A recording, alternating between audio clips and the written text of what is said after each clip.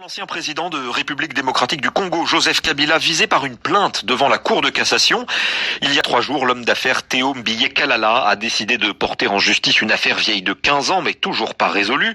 Il accuse les autorités de l'époque de l'avoir spolié d'un diamant de grande valeur, plus de 800 carats.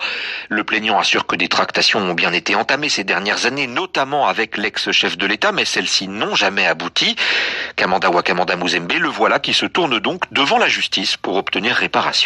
Pour appuyer sa plainte, Théodore Mbiye-Kalala a déposé auprès de la justice 2 mémorandums de religieux du Kasaï oriental adressés au président Joseph Kabila en 2006 et en 2011. Dans le premier, ces 13 pasteurs issus des églises du Réveil dénonçaient l'accaparement du diamant par l'ex-chef de l'État. Dans le second, le non-respect de sa promesse de compenser cette réquisition. Le plaignant a aussi transmis au greffe un protocole d'accord conclu en juillet 2009 entre Excel Development, une entreprise appartenant à la famille Kabila, et Théodore Mbiye-Kalala, accord qui prévoit le partage des bénéfices nets attirés de la vente et précise le nombre de carats du diamant, 822.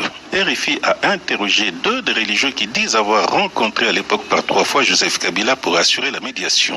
Il confirme le dire de Théo Mbiye-Kalala. Le président Kabila aurait reconnu devant eux que les services de sécurité étaient en possession du diamant. Il aurait confirmé avoir promis de le restituer ou d'en payer le prix au propriétaire, précise même l'un des témoins. Théo Mbiye-Kalala dit ne pas avoir porté plainte officiellement à l'époque en raison de menaces. Il a choisi de le faire suite à l'élection de Félix Tshisekedi. Kamanda Muzembe, Kinshasa, RFI.